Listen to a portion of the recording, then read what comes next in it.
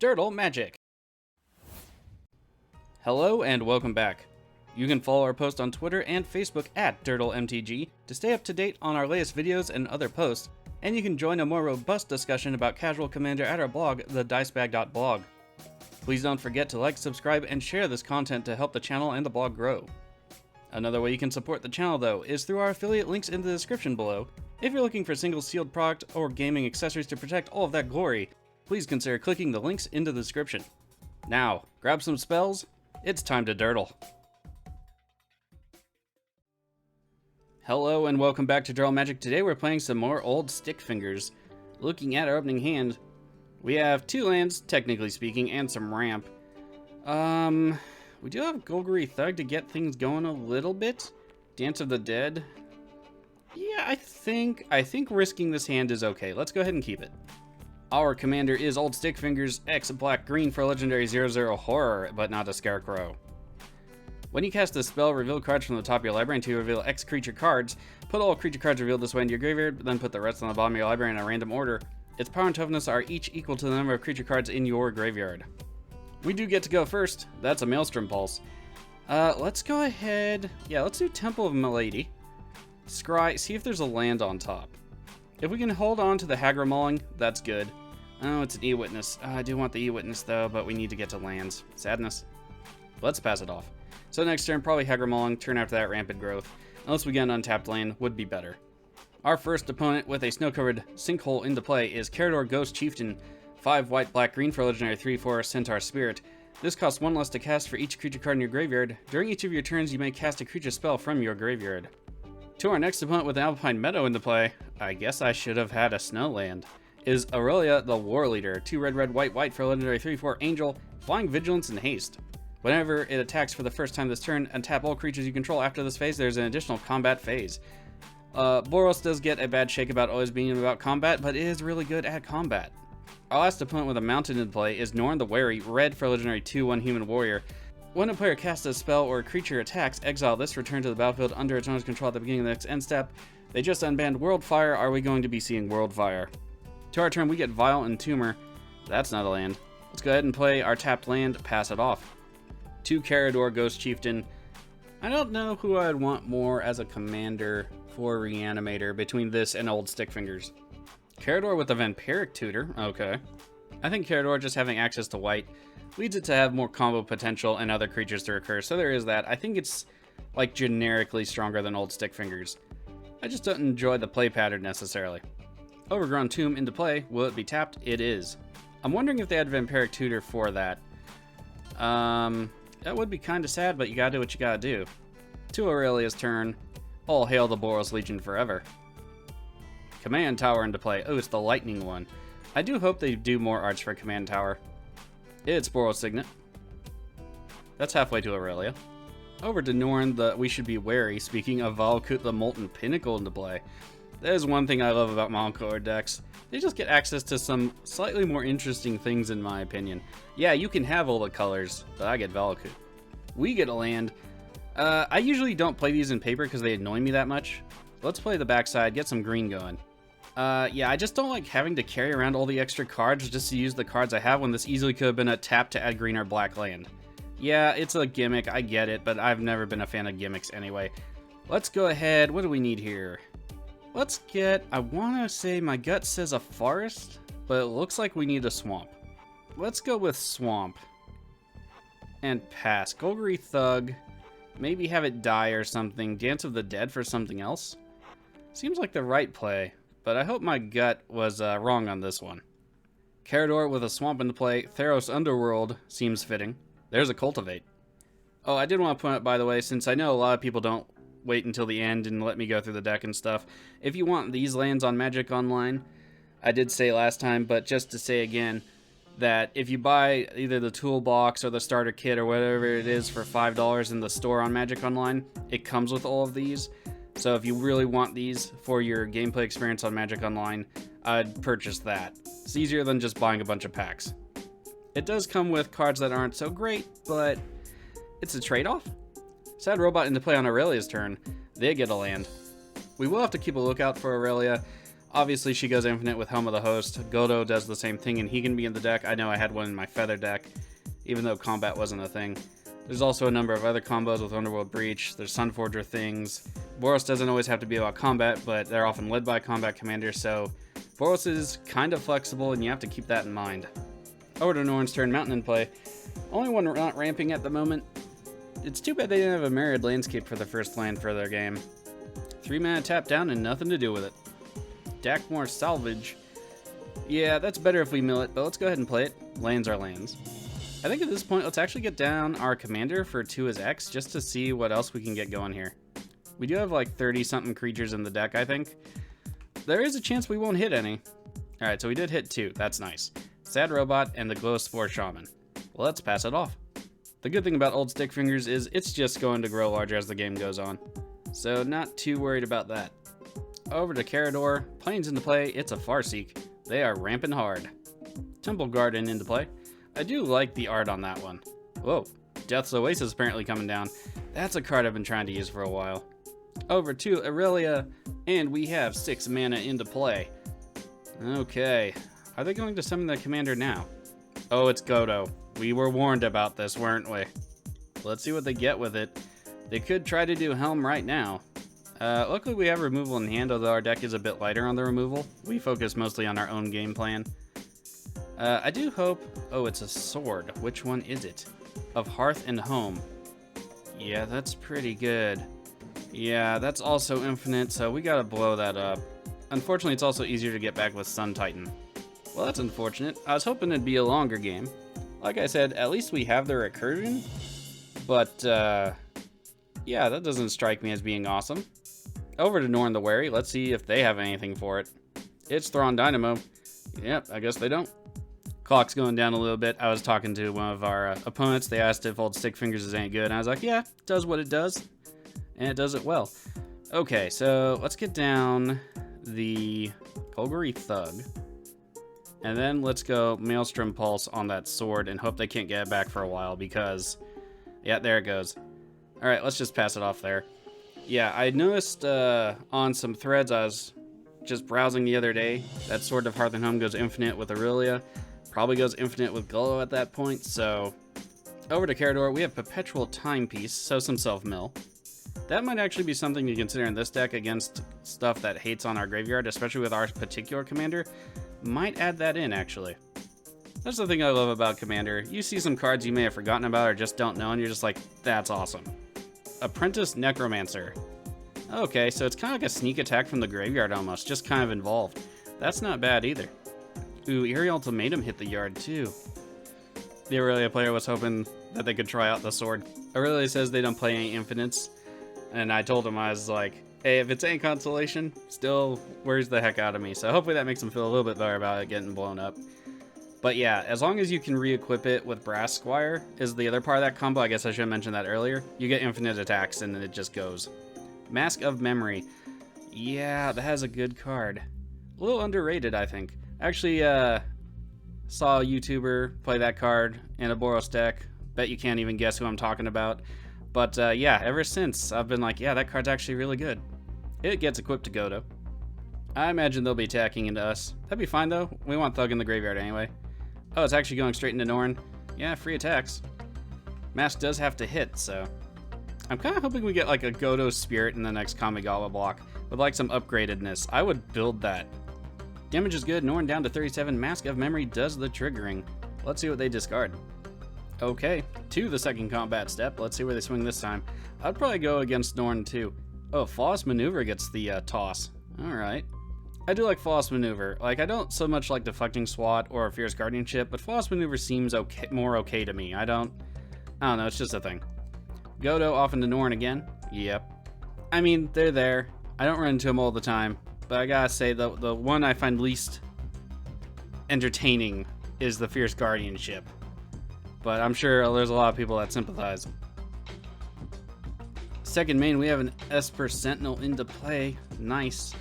This card I feel is also slightly overrated, but I think that's largely to do with it being the only thing in white that does what it does right now. Still a very good card though, don't get me wrong. We also have Commander's Plate into play. This card is great. I got it in my booster for the Commander Legend set. Was not selling this and never will.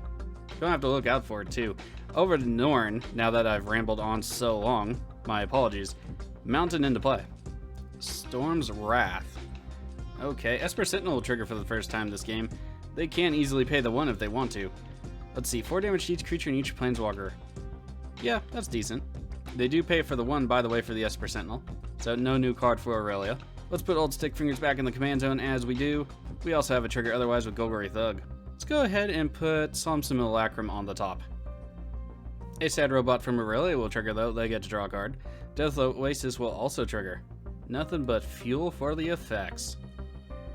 Priest of Fell Rights, that's also a card I really like. Kogla, sorry, I always get that wrong. The Titan Ape, another card I really like. Karador and me are going to be best friends, I can feel it right now. Likewise, Kogla is also going to be excellent Dance of the Dead targeting. Tavern Scoundrel coming down for Norin. Whenever you win a coin flip, create 2 treasure tokens. Okay, I did not see that coming. Now I'm intrigued. Draw Sad Robot off the top and play Sad Robot. No need to dredge just yet. Let's do a little bit more ramping. Grab a forest and pass it off. Next turn, we could do Violent Tumor into Sepulchral Primordial, into Dance of the Dead, getting it out. If Norin had a creature, they don't, so I feel like getting Godo out of the Aurelia's player graveyard isn't the best, although Kogla would be fantastic, more or less. Ooh, Whispered Blood Liturgist. See, this is a card, like, I don't know, I just thought it was a little too high of a cost. But I guess if your deck can support it, go for it. Karador Ghost Chieftain coming down for that player. Priest of the Fell Rights into play. That's fine, at least it's not an Earth, so it doesn't have haste. I want Kogla. I love that card. To Aurelia's turn, could be fairly damaging. You get 3/3 in protection from each card that's not in their identity, which means killing her would be problematic to say the least. Other than that, equipped to commander is only 3. So, I mean, for 4 mana investment, that's not bad. They can't do it this turn, but we'll have to keep an eye on that. Just checking the chat, they said Sword of Hearth and Home is good with Gonti. Yeah, I can imagine. That's pretty sweet. Sword of Hearth and Home, I think, just really flew under the radar for a while. And I picked it up immediately. You know the Swords of X and Y are usually going to be good somewhere. I think the weakest one is like the white and blue one, Truth and Justice. Unless you're playing Proliferate Super Friends deck that you have to attack with somehow. So, you know, they're all good. As soon as they come out with the red, green, and blue, black one, I'm going to be buying them no matter what they do. Over to Norin's turn though. Nothing out of Aurelia. That's interesting. Chance Encounter. Oh, coin flipping again. Whenever you win a coin flip, put a luck counter on this, and if it has 10 or more luck counters on it, you win the game. So kind of like Revel in Riches, except this one's a lot harder to accomplish. This one I'm a lot less mad about. Probably still gonna have to try to find a way to kill it though. Oh, it's Porphyros. Well, shit. Okay. Yeah, Hagar Mauling's like our only exiling removal besides Sever the Bloodline, and it needs to be a creature anyway. Alright, time to start wailing on people, I guess. Still nothing in their graveyard, though. Let's go ahead and do the dredge. Is only in a forest into the graveyard. Meh, not that great. Let's go ahead and go with the Sepulchral Primordial plan and hope Aurelia doesn't, like, totally destroy everything. That would be bad. And then we will attempt to reanimate. Alright, we get into play. Well, let's get some stuff. Definitely Kogla. I just like that card. And then I guess we'll get Esper Sentinel. I don't really see what else would be valuable over there for us right now. We get to fight something. Let's fight the coin flippy guy just in case. Probably not the best idea, but we did get Kogla, so I think we're okay. Let's go to attacks. And we'll attack Norin in the face. Because Porphyro scares me. Damage is good there, down to 32. Let's pass it off and hope somebody doesn't wipe the board. To Karador's turn, Perpetual Timepiece is immediately triggered. Probably looking for something cool to recur. Let's see what they got. A Swamp and Foundation Breaker. Foundation Breaker would be pretty good. I do love that card myself. It's also in the deck. Journey to Eternity. We get to draw a card unless they want to pay 1. Hopefully they don't, but it's viable. They do not. Sweet, we get a Swamp. Yeah, Journey of Eternity onto Priest. That is some good mileage right there. Sack her, she comes back, don't have to unearth. And there she goes. Journey to Eternity is actually something I didn't put in here. Just because it's a little bit slower than what I wanted, but it is a very good card. Plus, once it flips over into this land here, you just get a creature back from your graveyard to the battlefield. Ooh, Cavalier of Dawn, pretty good. Well, the Cavaliers was a pretty good cycle. They weren't like Titan level of flashy, but they're all pretty good. Actually, you faced a Cavalier of Night the other day that I might actually consider putting in here if my 5 slot wasn't already so full of stuff. And the Priest is back. Gotta say, I really love the design of this card. I immediately picked one up. Altar of Dementia. Sack a creature, target player mills cards equal to the power. Oh, okay. That's something else I also consider for this deck. Again, though, I don't necessarily want to do the sacrificing. We do have a few effects, but mostly our commander does what we want to do, which is get stuff into the graveyard. Oh, Foundation Breaker evoked. Alright, probably going to go after Dance of the Dead if I had to wager. Let's see what it do. Oh, it's going after Commander's Plate. Okay. Aurelia getting kind of beat up on, but I guess that's good. Death's Oasis is an interesting card. It kind of reminds me of, I don't know, like an enchantment version of Colfenor. If you want to check that out, I actually tried to do an enchantment build. I'll put a link in the description below. It turned out okay. I've wanted an Obzon enchantment commander for a long time, and I still haven't printed one for whatever reason, so meh. Tried it out. Worked out. It's okay. It looks like we have a response of Aurelia. Crush Contraband. Exile stuff. Exile Porphyros and the Altar. Nice. We also get to draw a card. Cool. Well, assuming they don't pay the 1. We have a sacrifice to the altar. Okay. That works out. Going to use it a bit to help themselves out. If we get a bog, we better use it on Karador. It's a slower deck, but it's a potent deck. They do pay the 1 for Esper Sentinel. Sad face. Crush Contraband, though. Yeah, that's a card. Going to get rid of some stuff we need to get rid of, so that works for me. Alright, let's see what Karador milled. Rankle, Master of Pranks, Runescar Demon. That'd be good to get back for ourselves. We do have a number of tiers in the deck, but they're all to the graveyard. Well, except the ramp, I guess.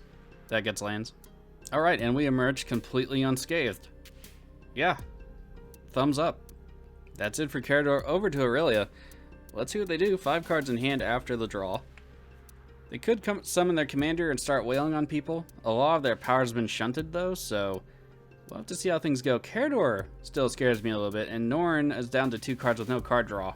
So a little less scary, but always have to be wary of the Norin. Vanquish the Horde. Basically destroy all creatures. Sad face, I really wanted to attack with Kogla. That's like one of my favorite things to do. And they do pay the 1 for Esper Sentinel. Sadness. We will get to draw a card with the Solemn Simulacrum, though, so it's not all bad. Dance of the Dead will also trigger. Largely to be ignored at this point. We get Buried Alive. We do have Diagraph Rebirth in hand. I don't know that I want to do Buried Alive right now, though. I'd probably rather do our commander, or possibly get out the Bane of Progress and just blow up everybody's stuff. Seems like it'd be worth it more to me at the moment. Rogue's Gloves into play for Aurelia. I feel kind of bad about using Bane of Progress at the moment, but Karador's starting to get an engine going, and I need to quit that engine. Time to put some dirt in it. Over to Norin. Let's see what they do with the turn. 3 cards in hand after the draw. It's a Faithless Looting.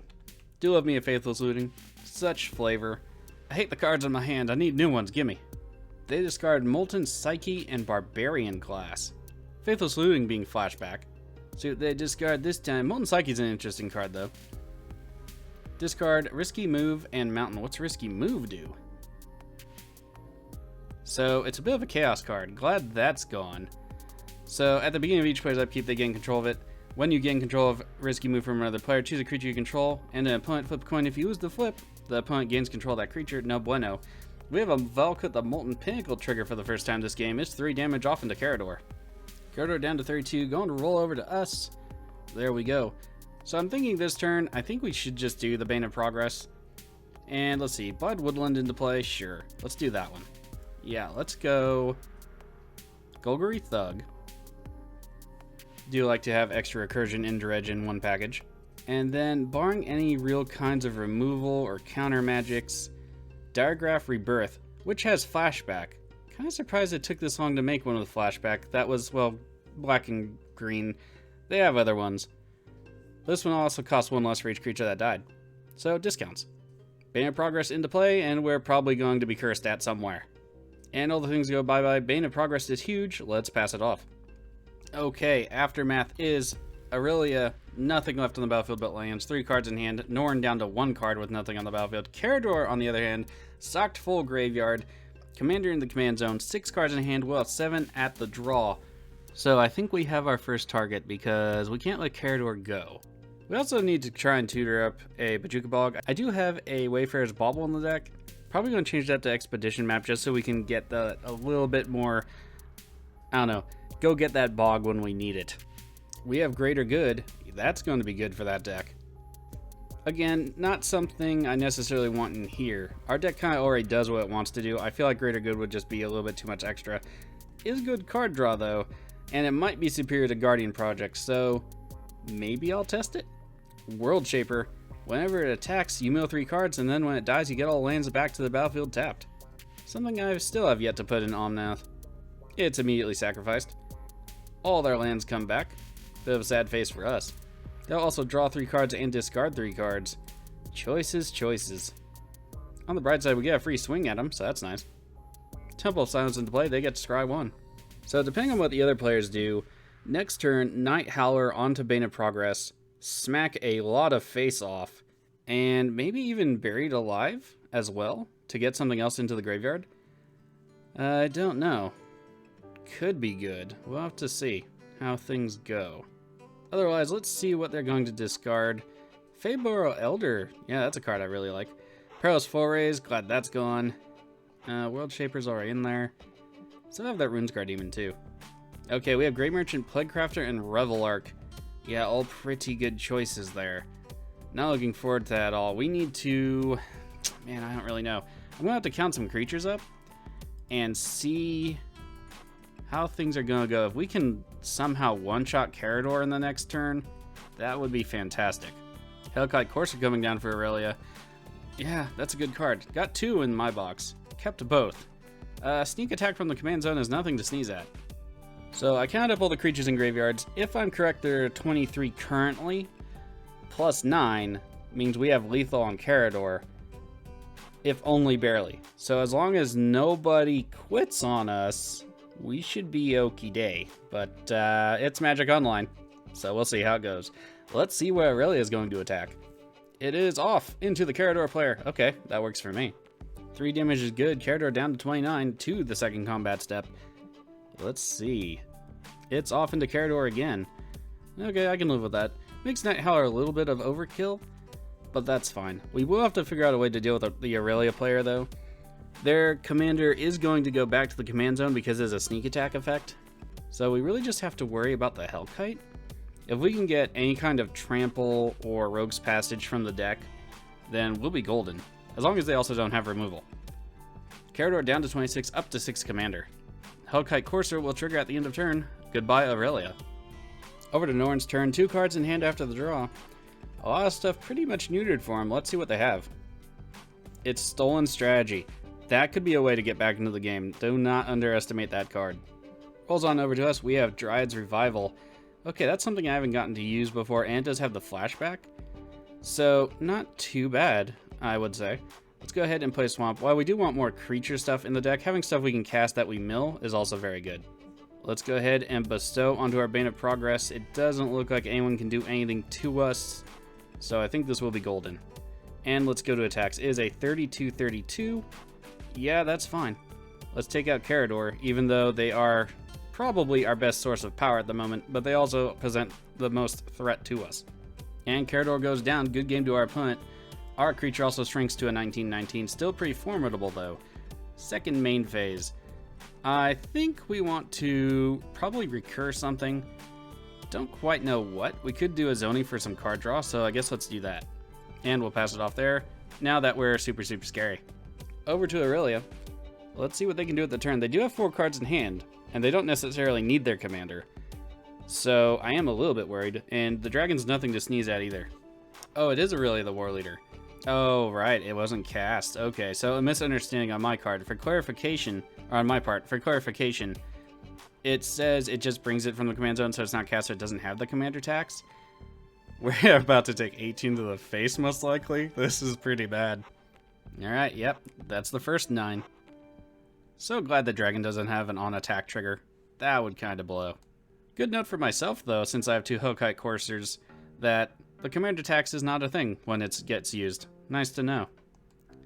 No blocks. We are down to 31. Preparing my face for more. It looks like only Aurelia this time.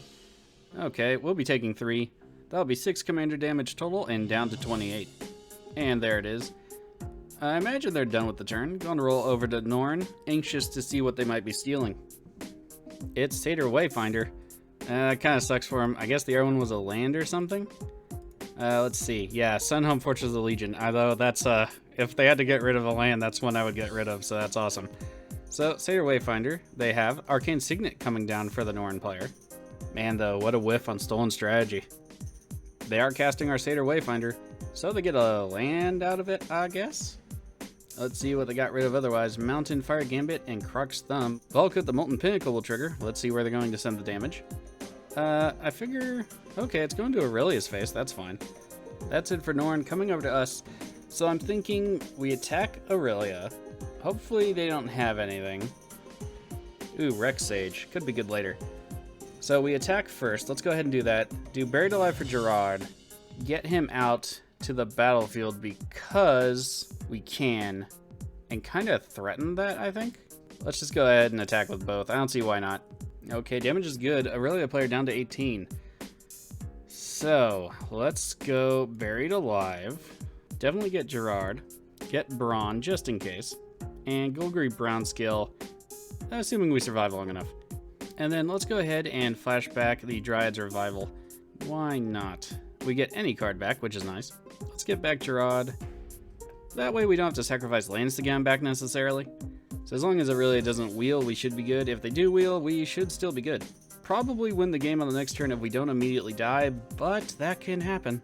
Alright, let's pass it off. So we still could take 19 damage from Aurelia player if they don't summon anything that has haste, which could be problematic.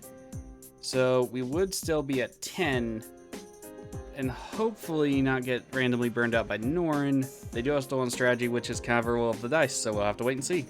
Alright, over to Aurelia's turn. What will happen? Will we be dead? Possibly. I mean, there's a good chance. Boros is really good at smacking somebody in the face. We have an attack. Off into us? Yeah, that makes the most sense. Aurelia will trigger, doing her thing by training her soldiers. Oh, we have a response on the attack. These are the things I'm afraid of. It's Akroma's will. Oh, no. Oh, no. The double striking and the life linking and all the madness has ensued.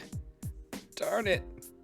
Ah, man, that's game then. Good game to our opponent. They have double strike on the next attack too. That will kill us off. Oh, so close.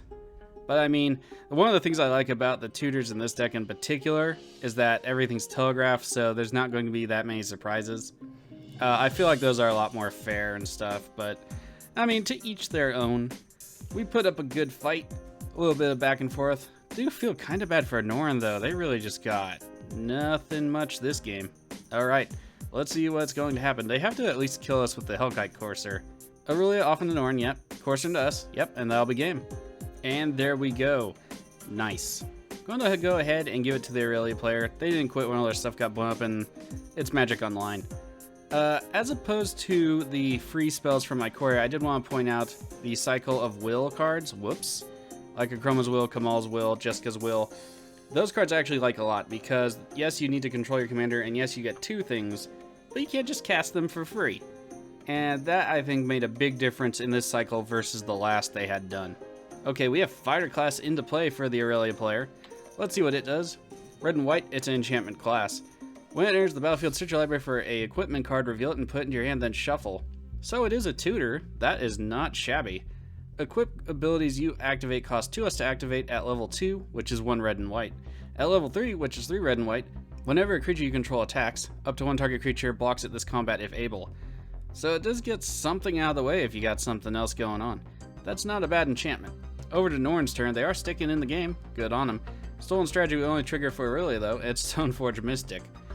Yeah, that is not terribly helpful, but at least Akroma's Will is out of the way.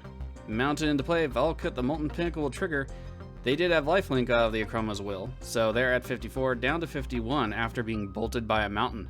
They cast the Stoneforge Mystic. Let's see what kind of equipment they have in the deck. It's Skull Clamp.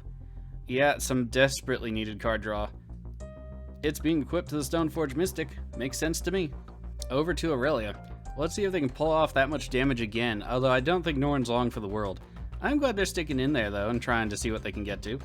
It looks like they have been holding on to one card in hand this entire time. Sword of Fire and Ice coming down for Aurelia. Yeah, that'll do something.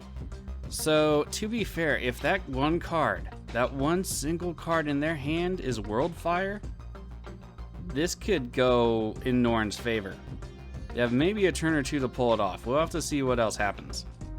Sword of War and Fire being equipped to Aurelia. The only sword I don't own and desperately want, because card draw is nice. If you didn't check out the last video I did for the channel, that wasn't a series, it was Kunoros Tron. And Sword of Fire and Ice I feel like would fit really well in there. Just to have that extra card draw on the attack would be so sweet. I try not to use cards I don't really have in paper necessarily. Sometimes I do. Sword of Fire and Ice is just expensive everywhere because it's that good. In either case, Aurelia on the attack. It triggers. Things have quasi-vigilance. That'll be 11 damage so far. Sword of Fire and Ice will trigger. Yeah, and they get to attack again. Double triggers is good. Alright, 2 damage to the Norin player, and they get to draw a card. That'll put him down to 13. Yeah, pretty good. Up to 11 commander, by the way. So yeah, that'll finish him off between the regular combat damage and the Sword of Fire and Ice. Nicely played, nicely played. Down to 2 for Norin, up to 16 commander. Sword of Fire and Ice does the triggering. It's about to get warm in here. And there they are at 0. Good game to our opponents. Norin, thank you for sticking into the game, but I need to know, is that card Worldfire? Oh no, I think the game froze. I sent a message to the Norin player asking them if the one card in their hand was Worldfire, but I think just at the end here, the game just kind of conked out on us. Ah, that's such a sad face. I really needed to know. I really wanted to know. Damn it. Okay, well, good game to our opponents anyway. If the... Oh, okay, it's working now. Okay, and there it is. I thought it was frozen. I guess I just didn't get to send my message. That's a bit of a sad face. I'll never know. Sadness. Alright, well, 1 to us. We have 5 into the winner. I still don't know. This has happened a few times where there's a discrepancy. There should only be 5 points total between the players and the computer. I don't know where that gets 6, but in either case, let's go ahead and take a look at the deck.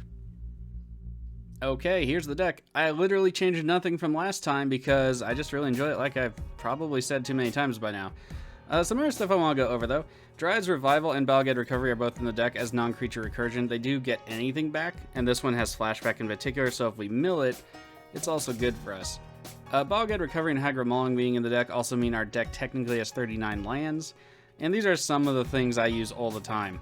As opposed to the Pathways, which I think were just kind of a waste of space, even though they do fix your mana. I'll carry extra cards for the spells and the land, but not for the dual land thing. That's just not my jam. As far as the rest of it goes, we do have some self-mill 2 cards, and Skull Prophet is a creature. We did see Perpetual Timepiece, which I am considering for the deck. I don't know that I'll put it in, but it does seem like it would fit well. As for Wayfarer's Bauble, we can get rid of that and go for Expedition Map immediately. That way we can get Bog, in case we don't get as lucky with, you know, the Bane of Progress into their face. So let's go ahead and change that right now before I forget. Other than that, I still think the deck does really, really well. I haven't gotten to try out Harness Infinity yet. Still think it could be good. Still don't know if it will be good. In either case, if you saw any cards you want to purchase for yourself in paper, sealed product, or gaming accessories like sleeves to protect all of that glory, please consider using our affiliate links in the description below. It helps out the channel and does not cost you anything extra to do so. Alright, on to the next game for Old Stickfingers. Hopefully we'll pull it out. I do want to try again for that commander damage win. I did manage it once and it was sweet. I love when a commander has that advantage of, well, it's not built to do commander damage. It's not a Tron deck. But I can do it if I need to. Those are my favorite kind of commanders, especially if they're generating me value at the same time. In either case, if you go play Magic or do anything else, stay safe out there, and I'll see you for the next video.